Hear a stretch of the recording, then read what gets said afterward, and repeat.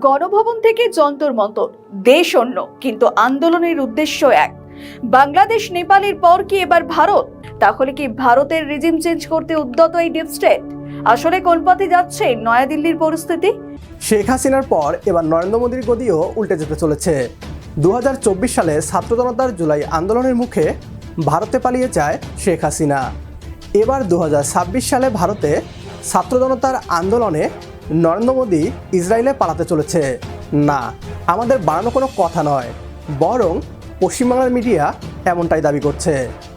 বাংলাদেশের ছাত্রদের দেখানো পথ ধরেই হেঁটে এবার হিন্দু উগ্রবাদী নরেন্দ্র মোদীকে উৎখাত করতে চলেছে ভারতের ছাত্র জনতা। ভারতীয় গদি মিডিয়া পতনের আগেই কান্নাকাটি শুরু করে দিয়েছে। কি বলছে তারা, আসুন তা দেখি।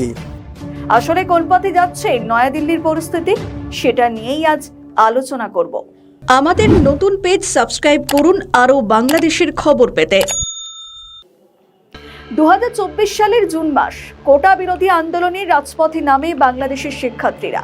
আন্দোলন কিছুদিন গড়াতেই তৎকালীন প্রধানমন্ত্রী শেখ হাসিনা একটি আলটপকা মন্তব্য করে ফেলেন। তার মন্তব্যের রাজাকার শব্দটি যেন আন্দোলনকে আরও ত্বরান্বিত করে।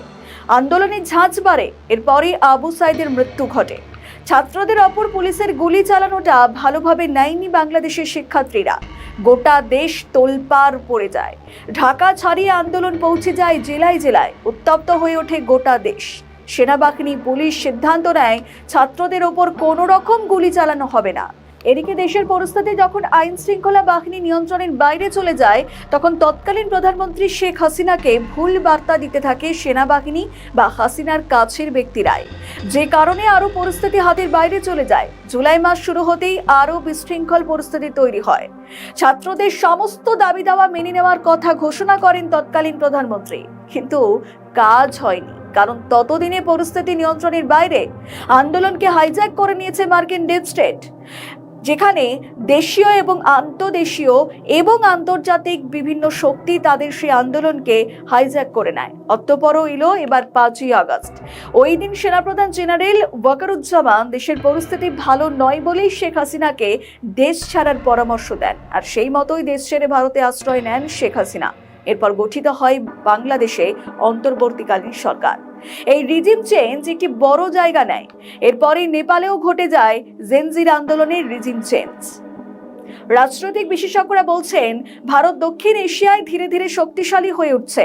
সামরিক দিক থেকে ভারত চতুর্থ স্থানে, অর্থনৈতিক দিক থেকেও ভারত সামনের সারিতে উঠে আসছে। তাই ভারতকে অস্থির করার জন্য এখন ডিপ স্টেটের চক্রান্ত চলছে। বেশ কিছুদিন ধরে ছাত্রদের আন্দোলনে উত্তাল ভারতের রাজধানী নয়াদিল্লি।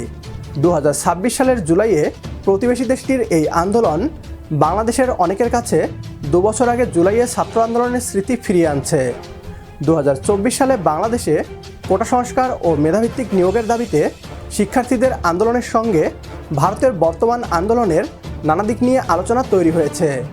নরেন্দ্র মোদীর অনুসারীরা একে কখনো বাংলাদেশের ষড়যন্ত্র, আবার কখনো ডিপ স্টেটের ষড়যন্ত্র বলে দাবি করছে। শেখ হাসিনার পর এবার কি নরেন্দ্র মোদীরও একই পরিণতি হতে চলেছে? আপনার কি মনে হয়? কমেন্ট বক্সে জানিয়ে দিন আপনার গুরুত্বপূর্ণ মতামত। সেই সাথে যদি ভিডিও ভালো লাগে তাহলে একটি লাইক দিন আর শেয়ার করে দেখার সুযোগ করে দিন আপনার বন্ধুদের। পরবর্তী ভিডিও দেখার আমন্ত্রণ জানিয়ে বিদায় নিচ্ছি আজ। আল্লাহ হাফেজ।